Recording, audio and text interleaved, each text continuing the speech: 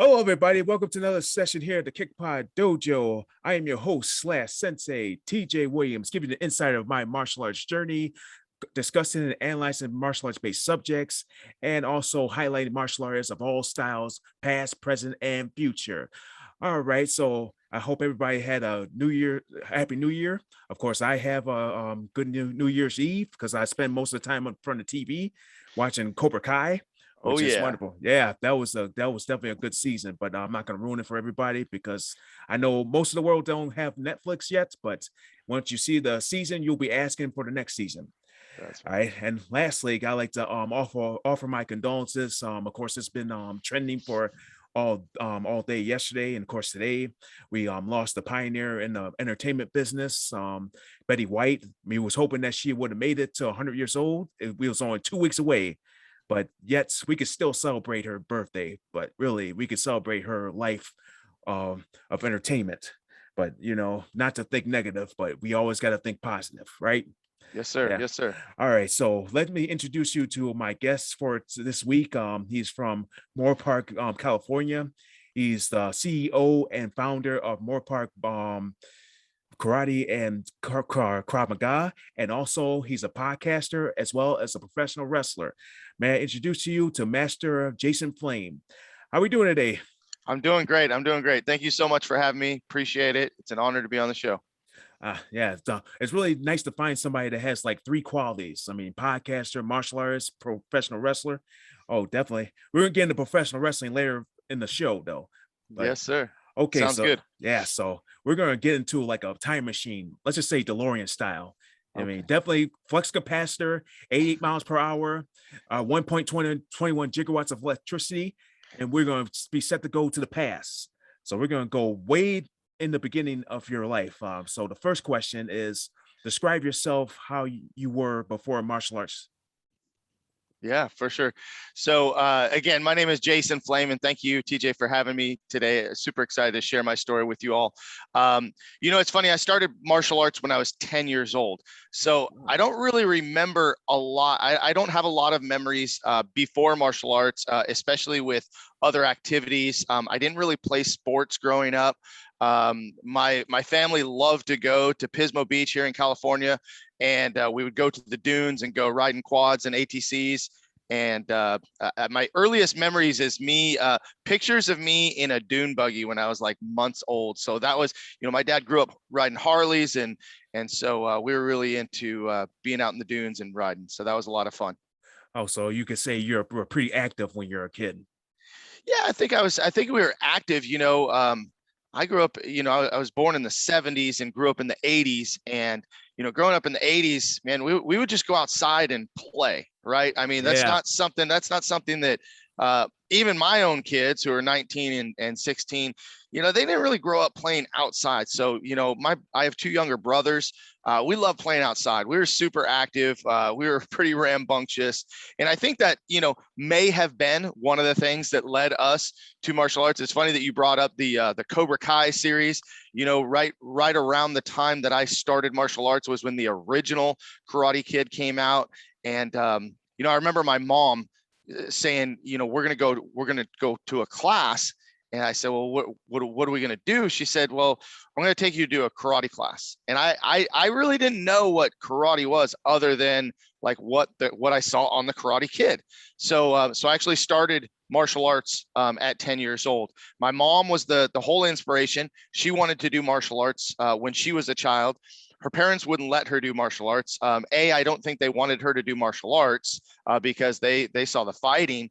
But I think they also thought that, she was a girl and girls don't do karate, which I think is silly because both my wife and my daughter are both black belts now. And I've trained and learned from so many powerful and great women. So my mom just, she had this, urge to get me into martial arts, and she signed me up. And about 6 weeks later, I think my brother Justin started after that, and then my youngest brother Jacob also followed us and signed up for martial arts. And both my brother and I own martial arts schools here in Southern California. Oh, awesome. I mean, I kind of envy you, man. I was born like after when Karate Kid came out. I mean, I was born in 85. Hmm. I was pretty much born towards the end of the year of '85. Right. So that was but I actually got to see the movie. I mean, that pretty much got me like inspired to do martial arts. Other than that, you got other movies, and Hmm. of course, video games got me into doing martial arts. So definitely, I'm a big gamer. Well, Yeah. old school gamer. Right. Yeah. And definitely, I have to agree with you one thing. Like majority of my life, I will spend time playing outside because that's pretty much the only thing we could do years ago when we were kids. But Hmm. but now like technology has taken over. It's like tablet. People want to be on their tablets, watch TV.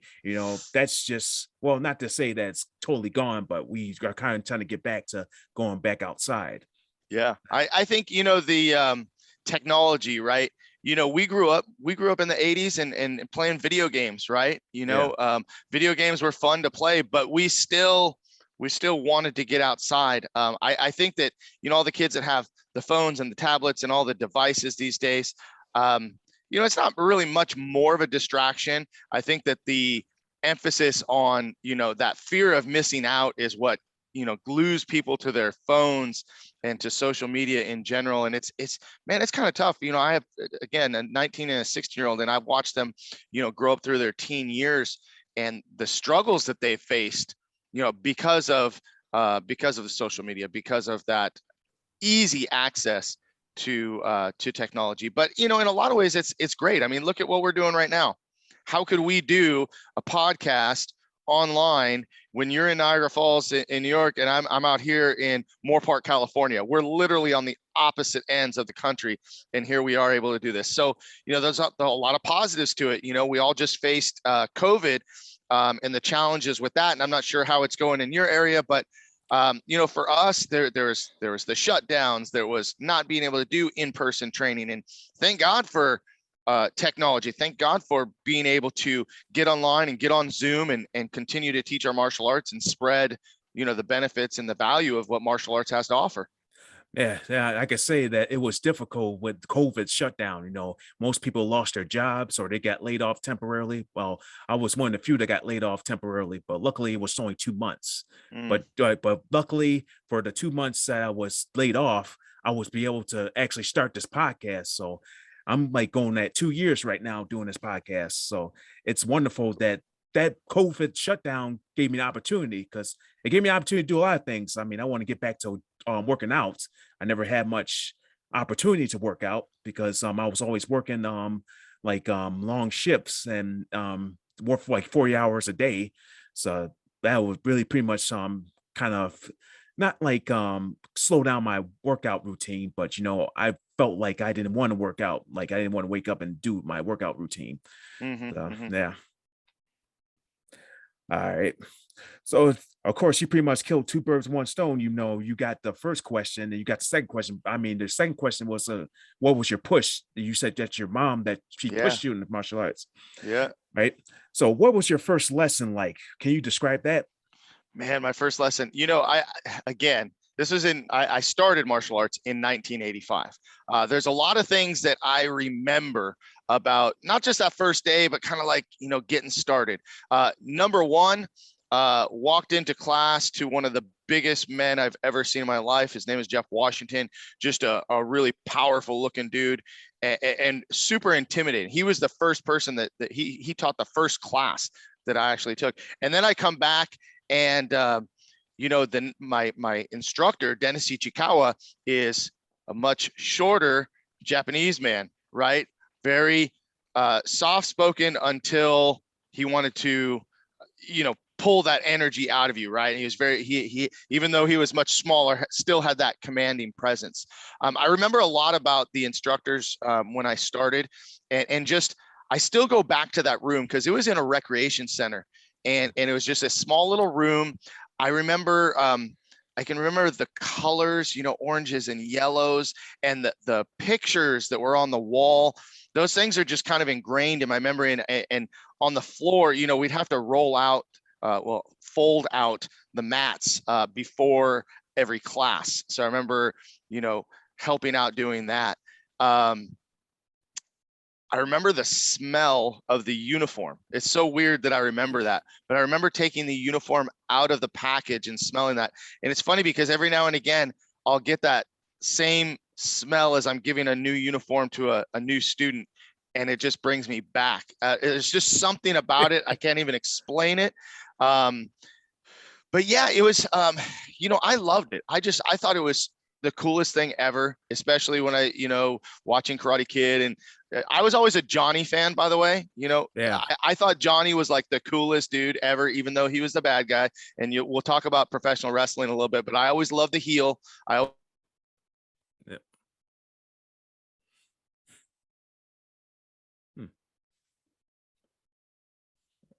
Look like I lost him a little bit. Yeah. Can you still hear me? Hello? Man, I must have lost him. While we waiting for fellas, I lost him a little bit. So well, yeah, he was talking about his good friend EJ Bucant. He was a blue belt when I started training, and he was one of the assistants, and he would walk around. We did this thing where you be laying on your back and your legs out 6 inches off the floor, and they'd step on your stomach. Oh, kind of old school stuff. Yeah. But I remember that, and it's awesome because he trains here at our school now, and his son is getting ready to test for his black belt. So yeah, a lot of really, really good memories going back, starting out in martial arts. Yeah, my pretty much can remember my first day. I mean, of course, I started, of course, when I was 11 years old. And of course, I started with a cold. I mean, it's like often when you're sick, you don't go like to do anything, but it was like, this is my first class, so I wouldn't want to miss it. And, of course, it was during winter. Of course, that's why I got the cold. But I can really remember when I was, I didn't get my uniform yet. I was just wearing my jogging pants and shirt. And, here I am learning my first lesson. And I can still remember my first instructor. He still trains, luckily, but of course I'm ahead of him 3 degrees. I'm a 4th degree, and he's still 1st degree. He haven't tested for at least the 25 years I've known him.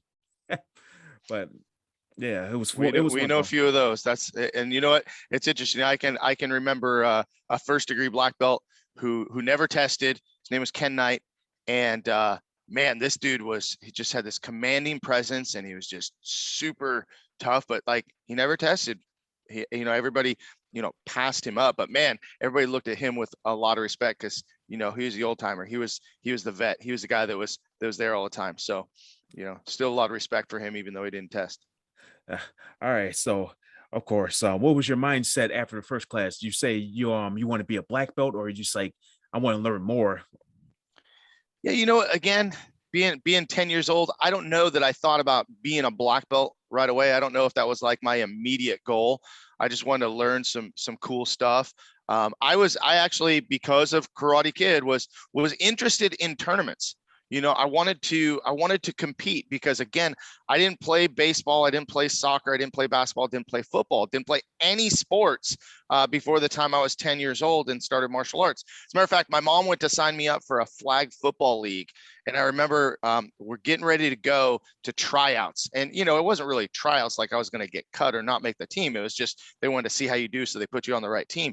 But I remember crying so hard and so bad and told my mom, I don't want to do it. I don't want to do it. Just please don't make me do it. And I remember that vividly because I kind of wish that she would have pushed me and made me do it and not let me get out of it. But at the same time, if she would have, I may not have had that passion or developed, such a love for martial arts. But when I did get into martial arts, I wanted to compete. I thought it would be really cool to go to tournaments, and I love sparring, but I love forms. I always did. It was always both. I was not a fighter per se, and I wasn't just your forms guy. Our instructor always put a very even balance on both of them, and I thought that every time I went to a tournament, it was important to do both. So yeah, I really wanted to get into the tournaments. It wasn't until much later, because I had some breaks in my training, short breaks, but for different reasons, and so it took me from the time I was 10, and I didn't get my black belt until I was 17. And that made, for a lot of people, that, well, that's kind of normal length, but really in our system, and we also practice Tong Sudo, and in Tongsudo, if you test every 3 months, it could have been 3.5 years to get my black belt, but had some breaks, moved to a different school, came back to my school. And anyway, so my original goal was not to get my black belt. It was more that I wanted to compete and I wanted to see what I could do with that. Well, okay, so yeah, I mean, of course, my goal was to get the black belt. I think being a black belt felt powerful.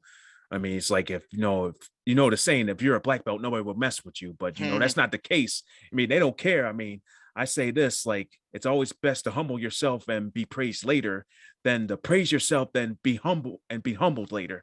I mean, just think about that. I wasn't too busy. I was too busy trying to praise myself, saying, "Here I am, a black belt." I mean, do you think you could beat me? So, but like as I grow up, it's like, I'm not looking for praise. I'm just looking to be humble, just get myself up there. And and the fact that I'm going to be getting a master rank in the next year, not this year, but next year. I mean, I'm looking forward to that. So for me, I'm just doing whatever they want me to do, and so I can get ready for it. Yeah, good for you. And it changes too, right? It changes over time. What I thought at 10 years old and what I thought at 20 and 30 and 40. And as I approach 50, my mindset changes on what the focus is and what's important, when I have to prove myself, when I really don't care what anybody else thinks. That mindset has really changed, over the years. Yeah. And you mentioned you like to compete. So how many tournaments have you competed in? Like, if you can make a count? Oh man. There was a good run where I would compete probably every weekend, or at least twice a month. But the bottom line is, like, and just like you said, being humble and being honest, man, I didn't win world championships. I just like the competition. I just like being out there. As a matter of fact, I went with a friend. I visited a friend in Colorado, Kevin Kowalczyk, Revolution Martial Arts. I went out and visited him, and while I was there, he said, "Well, hey, we got a tournament tomorrow. Do you want to go?" And I'm like, "Man, I haven't been to a tournament in like 10 years. Like, we just don't do a lot of competition now." And I remember walking into that tournament and just kind of sitting and watching. And he would kind of check on me. He's like, "You good? You good?" I'm like, "Dude, this is so," like, I remember that energy of just like watching the rings, watching the forms, watching the sparring, watching the weapons. And it was so cool just to hang out. But, my competition days, I win some, lose some, right? I mean, I don't really think that I have any records to brag about. I think at one point, I was rated #1 in continuous fighting. I think that was like back in, I don't know, 96 or something like that. And I just like to compete. It wasn't, I probably did hundreds of tournaments, but nothing really to speak of. Tournaments didn't become really an accomplishment for me until I started coaching my students, because that's when my career as a competitor ended, is when I opened my school and I started having my students compete. And I've had far more, joy and gratefulness for my students and their accomplishments in tournaments than I ever did. So yeah, that's that. Yeah, I agree with that. It wasn't all about winning for me. I can think of my trip to Vegas this year. Of course, the ITC. I mean, I've competed in kata, which I already did, and then it was the first time I competed in weapons, because I wanted to try to I was trained with the tafas. I haven't seen like the tapas used in competition like yet. I mean, I see bow staffs, swords, sais, nunchucks, and like other weapons, but I never seen like nobody use a tafa. So I say, why not try doing a tafa kata? I mean, I know it wasn't going to be the best, but it's just me just trying it out. And when I think of the tafas, I think of the big boss man. Yeah. Right. Yeah. Oh, just funny story. Before my master instructor moved our location, or moved our school to another location. I mean, he found like 2 PR-24s that I can like train with, actual big boss man nightsticks. I was like, yes, this is Nice. something I always dreamed of having as a kid, because of the big boss man. and I actually got 2 PR-24s that I can mess around with. Yeah. Well, the tonfas, I had a student who did a design form for his black belt test, and he used the tonfas, and it's a challenging weapon. I mean, it's a very hard style Japanese weapon. If you watch it, I think of people like Tadashi Yamashita and Fumio Demura. You watch them do it, and it's just like amazing, right?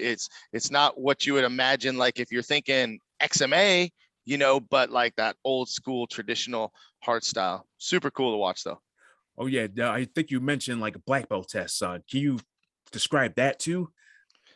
Sure. Yeah. I tested for black belt in 1991. We all sit back and talk about like the old days, but I think the guys in the 60s and 70s talked about their old days, and it was tough. It was brutal. Our testing is so different now than what it was then. But I have, a very deep appreciation for, tradition and what we did then. I just think that we've kind of evolved and changed, in my mind, for the better. When I tested for black belt, we had to do, 12 forms and all our one steps and combinations and jump kicks, and felt like you sparred forever. Back then we hadn't really started grappling much, so we didn't really have a lot of ground fighting. Board breaking was like kind of the highlight, because that was like, in a lot of people's minds, sometimes that would make or break literally your test, right? So if you're having kind of a weak test and you just smash all your boards, you're looking pretty good. Or if you had, kind of weak forms, but your sparring made up for it, there was all of that. Again, it was very different, because that test, it was in Tarzana, California, at Tarzana Karate. My instructor, Dennis Ichikawa, and the panel of black belts that were there, too many to name, on an August Saturday, which the San Fernando Valley is like death in the summer. It was high 90s, probably closer to the hundreds, and it's just this, it's kind of a small school packed in with a ton of people watching. I just remember I was dumping sweat. I was, 17 at the time and in good shape, but I was just pouring sweat, and it was a long test. It lasted all day. We would have to get there, at 8 o'clock in the morning. We probably didn't leave until 4 or 5. And back then, at the end of the test, whether we passed or not, we didn't receive our belt that day. We'd have to wait a week for a belt presentation. So, and that's, again, something different than we do now. But I think one of the things that I don't remember that day, but I remember just kind of the process I know of how black belt testing went, is that, you'd have your panel of black belts go in a back room and basically deliberate on whether you passed or failed. And one of the things that I was guilty of is that, man, if you failed a form or you didn't key up in a certain, like, you were just done. It was so brutal, in the way that we weren't really thinking of the impact that would have on someone's confidence level, or what it would do to them in the trajectory of their training. Some people would just want to get their black belt and hurry up and quit, and some people would fail their test and quit because of that. Or it was just such a different mindset now. And again, a lot of good came out of it, because I think that I and all the people that I earned my black belt with, we held ourselves to such a high standard. We knew, we feared that failing a test. And I think that that's kind of lost on students. But on the flip side, I think what we do now is a little bit more physically demanding. You have to pass 4 tests in order to earn rank, or to earn the opportunity to promote. And the tests are 3.5 hours of a lot more fitness even than we ever had. So yeah, but I remember the feeling of earning my black belt and having my black belt tied on the very first night.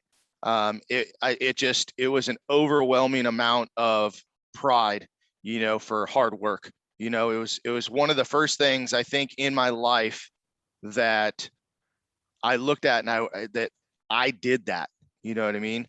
I had never played sports before, like I said, so I didn't know what it was like to win. Right? I earned my belts along the way to get to black belt, but that was a big deal to me. I think, honestly, I think earning my black belt was more important to me at that point than graduating high school. Oh, I yeah. just, it, to me, it just didn't, my black belt and my martial arts education was more important than what I was doing in school. Cause I knew at that point when I earned my black belt that I was going to open a school and that I was going to be an instructor. Oh, definitely. I have to 100% agree with you. But everything you said is pretty much the same thing my master instructor tells me about like a black belt test. And pretty much the story that you told me, pretty much just similar to like when I went my first degree. And the story of my first degree is I did my first degree test after I did a football game. Mm. And this it was a day after the football game that I did my black belt test. And I was hoping for the football game I didn't get injured, but I could have backed out of the football game. But it was like my last year or my last time playing football because I was a senior. And Mm-hmm. yeah, you talk about you getting your black belt at the day or should I say that's the year you graduated, or It was it was slightly before. oh, okay, yeah. So that's the same way thing with me. I got my black belt before I graduated high school. So Mm-hmm. that was the best moment for me. And thing that I was worried about during that test is like, of course, when I was playing football, did get hurt. But one thing that happened after that test is like I got ripped pants and the biggest cramp in the world. Hmm. Yeah. I mean, I should have drunk enough water or did get some like bananas, but after I got out of that car, after I got my test, oh, that's the test I actually got my black belt. And Nice. from the time I got my first degree, I mean, I haven't changed my belt, and my belt looks like it's gray now, which means I'm looking at like almost 16 years. I've been the first got my black belts. You Uh, know, I just thought of a funny story actually that I'll share with you is I have a student. So if we get this posted up and my students get to see this, Ryder Arnold, if you're watching this, he tells me, Master Flame, my belt is tearing. It's ripped. And I'm like, what are you talking about? He's all, look, it has like these little wear marks, from tying it. I yeah, said, oh, that's the good stuff. I said, that's what you want. I said, you want your whole belt. I said, not your red belt, but when you get your black belt, you want your black belt to look just like that. Right. And so I went home that night and cause I usually I have a belt that I wear when I teach. And then I have a belt when I wear when I train. My original black belt kind of sits, so save that for a special time. So I brought that belt. That was my first black belt. I brought it in and it's tattered, just like you said, tattered. It's gray. Like if you pull it too tight, it's probably going to break. And so I asked him, I said, Ryder, so what do you think of this belt? I said, this is what you want. You got to wear that thing out, wear it out. You break it in. So he kind of looked at it funny for a second, but then hopefully he gets it. I know after, years later, it's so funny because you teach kids all these lessons, right? And they don't get it at first. And then in 10 years, they come back to you like, now I know what you're talking about. yeah. All right. So, let's get to the professional wrestling. All right. So, when did you start doing pro wrestling? Oh, it's so every time I talk with people too, like the professional wrestling is what really seems to, we all grew up in, watching Hulk Hogan and Randy Savage, the Ultimate Warrior, Yeah. My favorite, like the British Bulldogs. Oh yeah. I started professional wrestling at 38 years old. So this is, just under 10 years ago. And there's kind of a backstory that goes along with it. And at this point, just so we're clear, I list that on my resume only because I'm so proud of the fact that I got to do it. I haven't had a wrestling match in over a year. COVID, kind of took a lot of opportunity away. And I mean, I don't want to say it's my age or it's my body or anything. I think it's just life has pulled me away from it more than anything else. But I got involved in professional wrestling through someone that actually came into my karate school, a guy named Barry Cohen. He comes in my karate school and he's asking if I want to promote the martial arts school. And I say, sure, I'm always looking for ways to promote the school and get new students. What do you got? He's all, well, we have this event coming up at the Boys and Girls Club in Simi Valley. It's a professional wrestling event. I'm like, really? And he's like, yeah, we have, we do shows once a month. And I'm like, man, I would love to. I grew up a huge fan, love professional wrestling. Let me show up.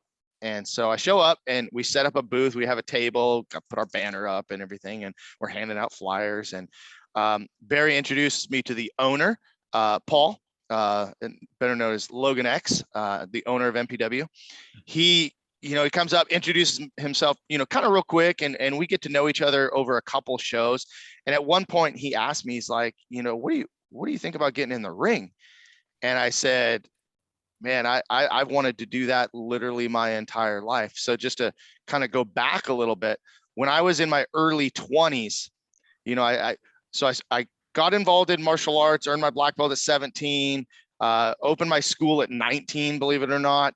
And, but I always had this, the karate school was my career. It was my only job. It was my only source of income. I didn't do anything else, but I always thought in the back of my head, like, I would love to be, a professional. I would love to go to the WWE, right? Which, looking back now, is so silly, but that would have been the coolest thing ever for me, right? And so I started kind of getting serious about it. Started working out real hard, gaining some weight. I was already, active through martial arts. So I hit up this guy that was part of a school, UPW, and I said, well, how do I get involved? How do I come train at this school? Send in an application and, whatever, and send me pictures. We go back and forth. And this was before email. This was literally through US mail that we had to do this. Oh. And so I go down to this school, and this UPW is a school. Ultimate Pro Wrestling is where John Cena trained. And a lot of other people, but most people are going to know who John Cena is, right? Yeah. And so I go down to the school with a friend. Long story short, I walk in and I watch them training, and I'm looking at myself and I'm looking at them, and I'm like, these guys are big, and these guys are strong. And so someone comes up to me, and I don't remember who it was at the time, and he said, so you here to train today? I said, no, I'm just here to watch. So I totally built up all the courage to go and do this thing, and totally just chickened out, right? Clammed up, couldn't do it. And so I watched for a few minutes and literally walked out and drove home. And I was all psyched about going. And then it was like all the air came out of it. I don't know why. So flash forward 20 years, and I meet Barry, and he says, hey, come to the show, and then introduce me to Paul. And Paul says, hey, you want to start training? And I'm like, absolutely. I definitely want to get involved. I want to train. This seemed, because it wasn't the WWE, this was a local indie promotion that I felt like I could contribute, be a part of. I'd watch the shows, and I just thought it was something that I could do at that time. And so I started training, and the first day I walk in, I meet the trainer. Seth Skyfire was his name, as he wrestled in OVW and WWE developmental territory, and Steve Adkins was my coach. And I remember him taking me in, and most of the wrestlers hated me or didn't want to like me because I'm a karate guy, right? I'm not one of the guys. I'm not a wrestler. So who does he think he is? And a lot of people gave me some a little bit of grief and kind of wanted to see what I was made of. And there are a couple times where you just kind of have to show people what's up. And I trained for almost, I want to say 4 months, and they're like, all right, you're going to have your first match. And I'm like, what? I was like, that's just not even possible. Right. Anyway, got involved with that. And then the school closed, and I was super bummed because I had only had 3 matches. My last match before the school closed, I took a bump that I shouldn't have taken. Took a move that I just wasn't ready for or whatever. And I dislocated my shoulder on the very last show, the going out of business show. I was so bummed that I had to end up in the hospital, getting my shoulder put back into place. And as soon as we got back in the car and I'm like back, I asked my wife, I'm like, can we drive back to the show just to see the end of the show? She's like, you're out of your mind. So we went home, but I kept in touch with all the guys. And then we brought the school to my area here in Moorpark. And I had this building where my martial arts school was. And then about, 6 doors down or so, they had an empty unit. And I called up Paul and I said, hey, Paul, I think we can get the school going again here. Can we bring the ring here and run some classes? So we did that. And then I met a guy, a kid named Danny Cleary, better known as Danny Devine in MPW. Yeah. And amazing. I mean, I call him a kid because he's, almost 20 years younger than me, but become one of my best friends. He's doing amazing. I mean, if you look him up, go, on YouTube anywhere, Danny Devine, the Devine brothers. These guys are amazing. And so, I get together with Danny and we start this beginner's course. So I start, just like martial arts, I go from being a kind of a competitor and being in the ring to doing training, because that's just what I love to do, and teaching. Yeah. And so, and then we started running shows in Moorpark every single Friday. So at that point, I started wrestling again. And I wrestled about 100 matches. And in most people's minds, that's nothing. I mean, a lot of the guys I know are 500 plus matches, right? I mean, but I wrestled over 100 matches over the course of my career, if you'll call it. But then the school, shut down and moved again, and then COVID and all that stuff. So, it was a lot of fun. Pro wrestling is still, I still consider myself to at least be able to call myself that, because I had the experience, but I'm not active. I'm not looking to pursue any, I never had any delusions at 38, and I'm 47 now. Never had any delusions of going, above and beyond what was there. So it was a really good run. I had a lot of fun. I made some amazing friends. Again, Danny, super great guy. He's our youth pastor here at our church as well. And so I just love the guy, and he sparked something in me when it came to professional wrestling that I didn't have before that, so it was a very unique experience. Yeah, definitely. That was a really wonderful story.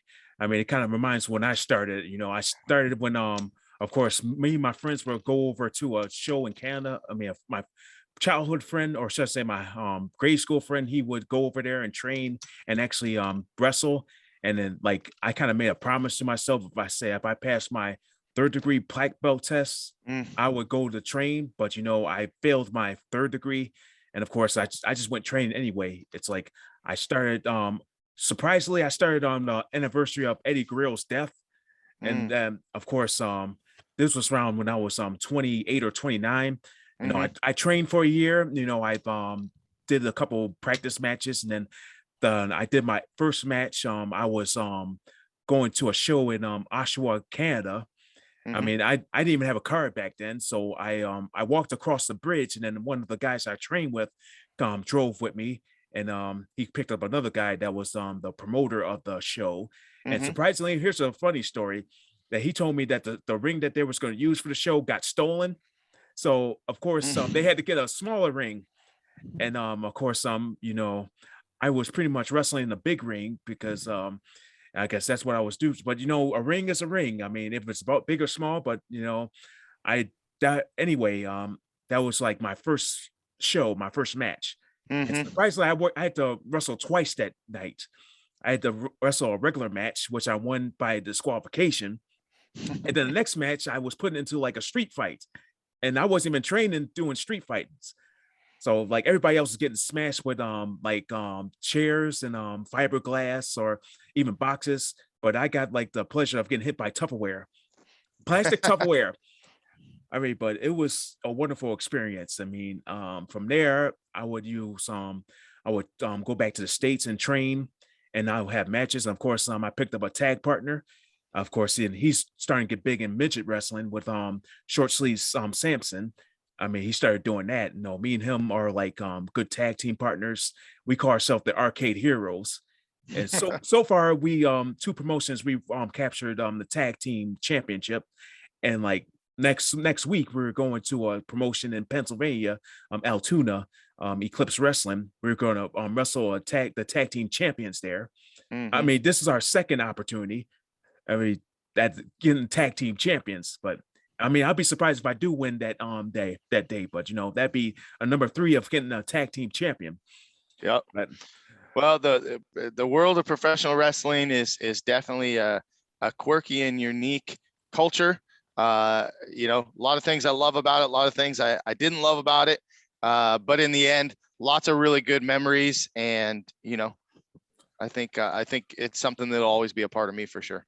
Yeah, especially a ton of seminars. I can like count how many seminars I took from actual guys that actually trained. Of course, I can name a couple: Al Snow, Hmm. Sunjay Dunt, of course, Cassius Ono, and surprisingly, TJP, or yeah, and one of the few people I can think of right now. Of course, he's in AEW. Sean Spears, which he Hmm. also trained in Canada in the same school that I went to, and I could still feel his headlock. I mean, here he is doing a seminar, and I become the recipient of his headlock, and I can still feel it to this day. Yeah.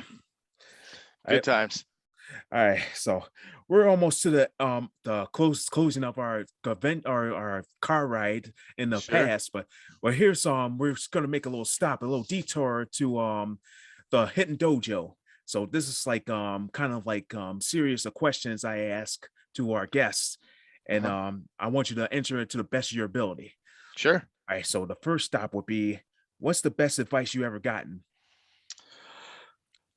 You know what? I'm gonna go back to my parents, and just as far back as I can remember, as far back as I can remember, my parents always believed in me, and they always told me that I could do anything I wanted as long as I believed in myself. And they told me that they would believe in me and they would always support me. So when it came to opening a martial arts school, when it came to decisions that I made in life, I always kind of go back to that. My mom was the one that was the big believer in her boys. She always believed in us, and my dad was the one that, as long as you put your head down and work, if you work hard, you can, gain access to anything you want. So, just I and then from there, thinking of my parents, I always then, currently kind of go to The Rock, and I know he's a wrestler, but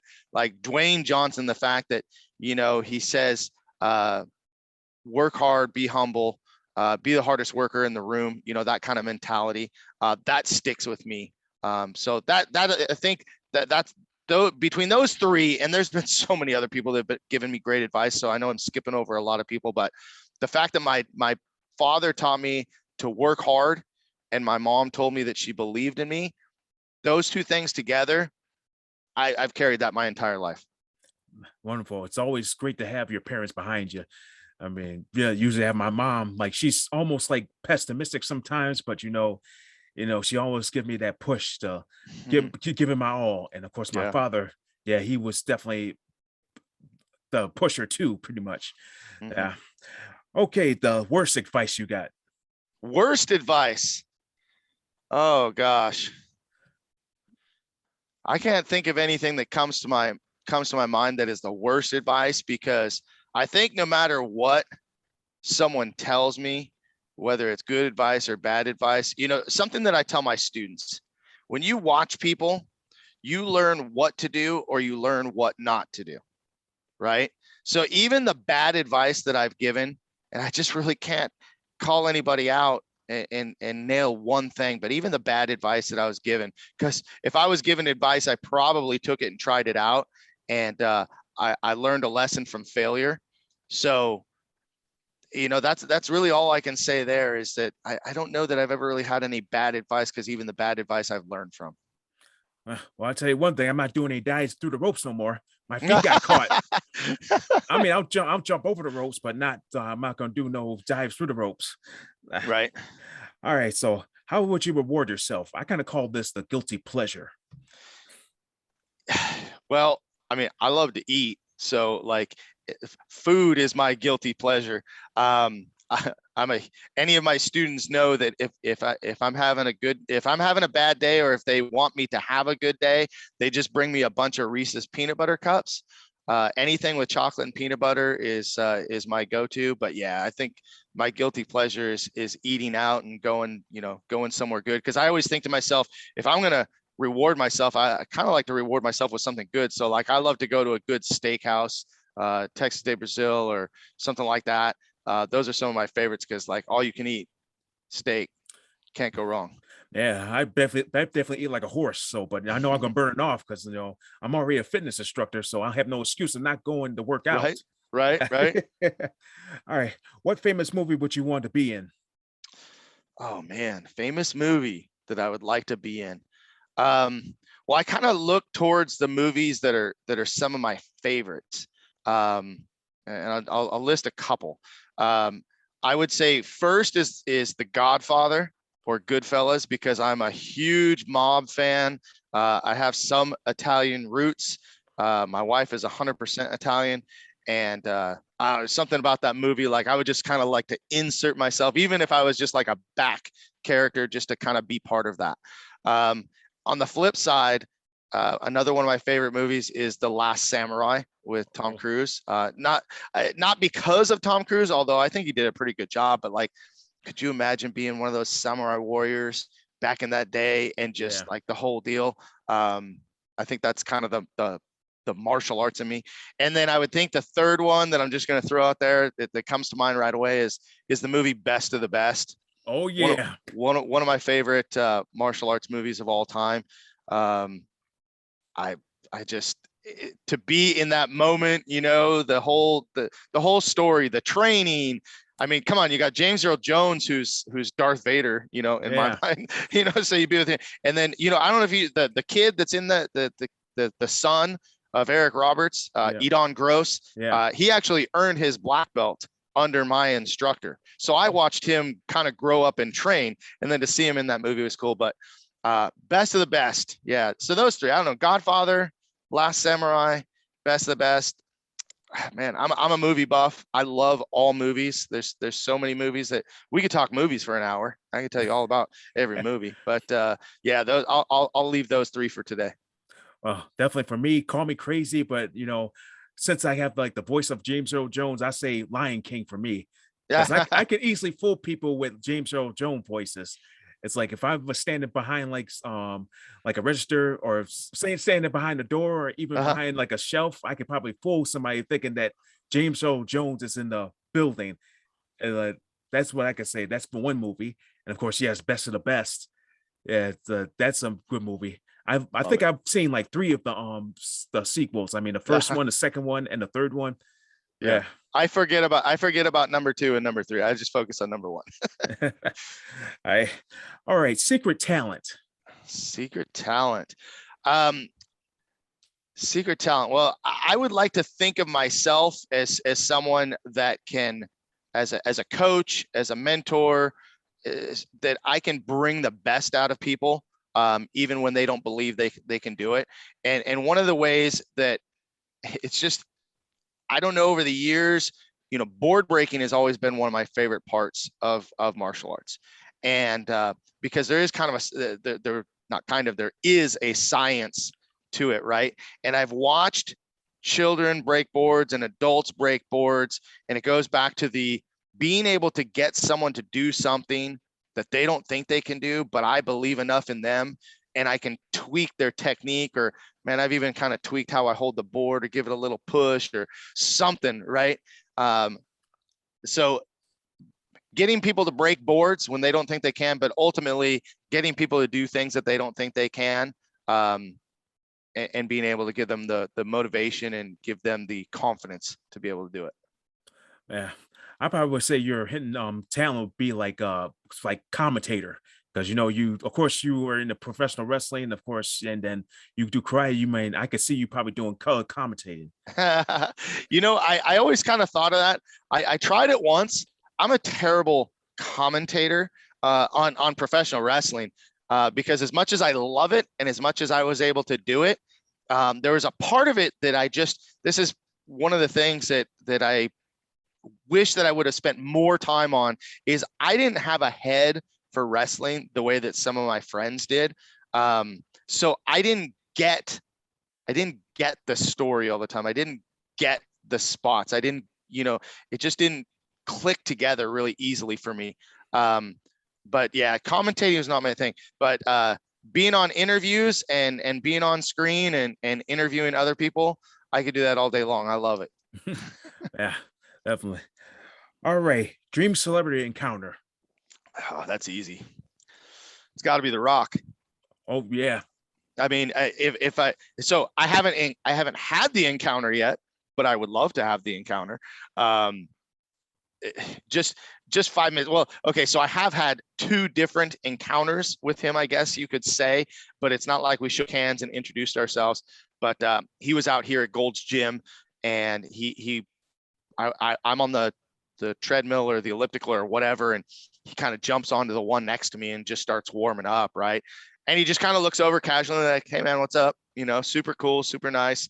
Put his headphones on and worked out. That was cool.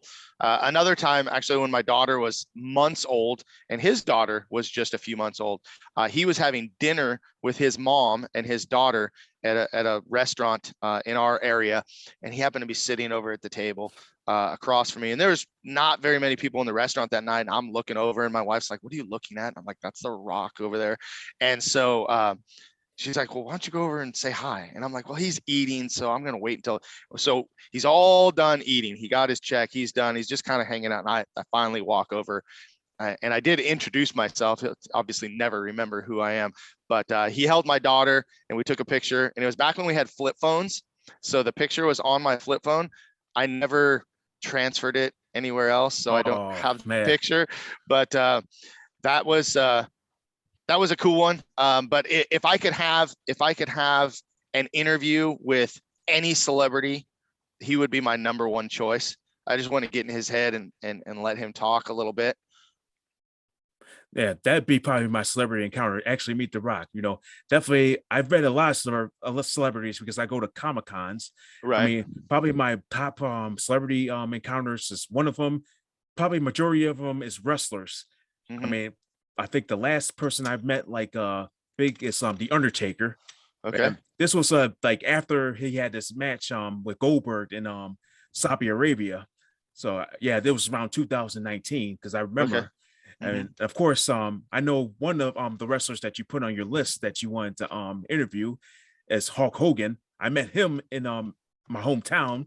I Nice. mean, it was like that was like my dream to actually meet him one day. It's like Sure. I was a true Hulkamania back then. I used to dress off as him as Halloween.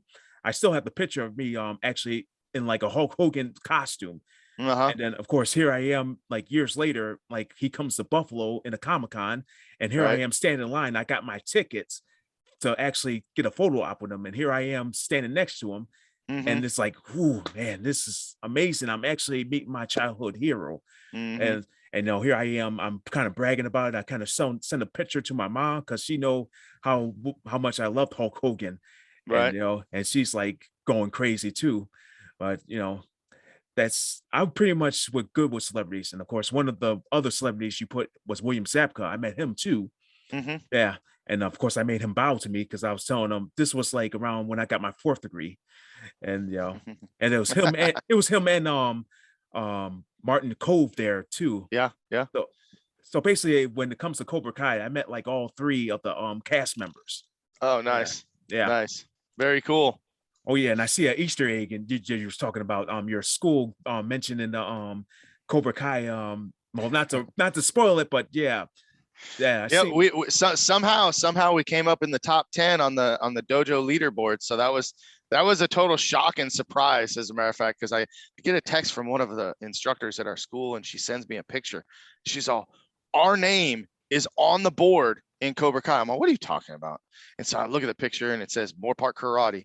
And it was cool because at the top, I don't know if you knew, it said extreme martial arts. And of course, that's kind of a nod to Mike Chat, who his son was involved in the series past. So yeah, it's cool. It was pretty neat. Little Easter egg. Yeah. All right. 10 years from now, where do you see yourself? Man, 10 years, I see myself still teaching martial arts, still being active in my community. I see my kids off to college and kind of doing their own thing and getting ready, I hope. At 10, my daughter's 19, so 10 years I think would be realistic. Or 10 years I could tolerate that. Maybe be a grandpa. I don't know. But man, I'll tell you what. There's a lot of things in martial arts that I will continue to stay attached to. I'll always be a martial artist at heart. I'll always continue to train and learn and teach whenever I can. Fortunately for me, my school is has a great team of instructors, and they run the majority of classes, but I always look for those opportunities to keep teaching. I'm looking forward to continuing the podcast series and meeting people like yourself and talking to martial artists and professional wrestlers and just overall motivational people that inspire others, because I think that this world that we live in now has lost a little bit of that sparkle, right? I just think we need a little bit more positivity, a little bit more a little, not to sound cliche, but a little more love for one another and not so much division.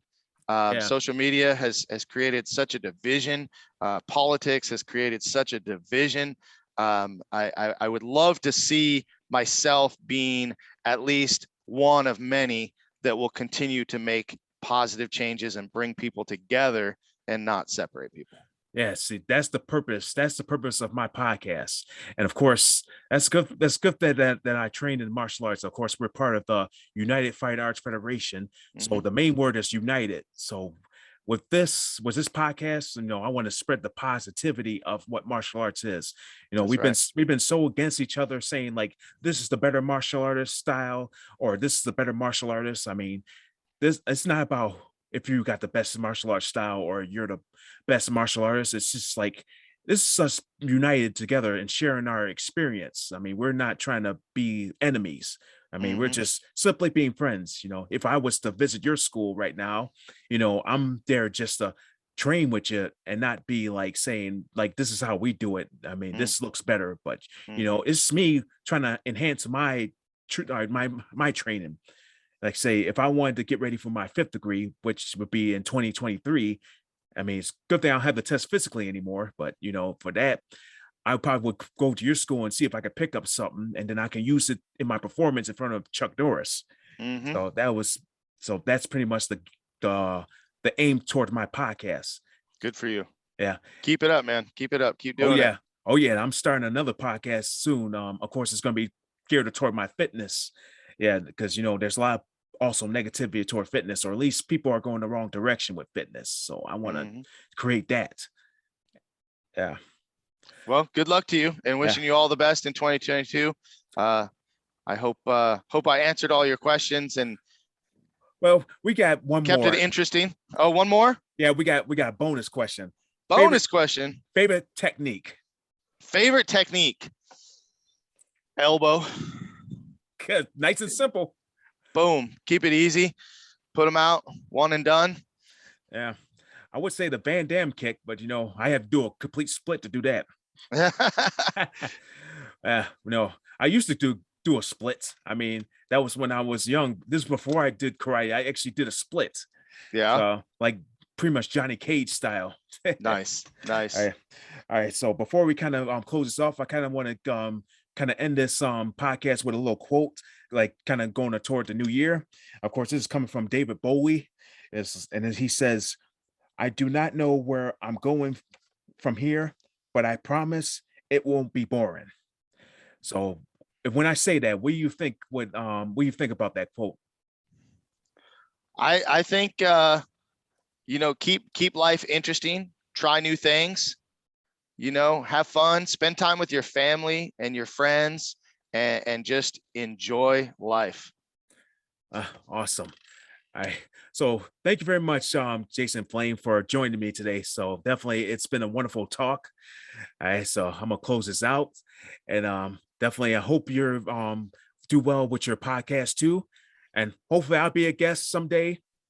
Yeah, I'd love to have you. I'll hit you up and we'll talk a little bit more about scheduling. But yeah, keep doing what you're doing. This is just an amazing opportunity for people to share their story and spread, like you said, spread positivity. Keep people in the martial arts and in general more united than divided. Appreciate everything, and thank you for having me on the show. All right. Thank you so much. All right. I'm going to do my little closing. For those who are just tuning into my show, tune into my previous episodes on the BICBPradio.com, Apple Podcasts, and Spotify.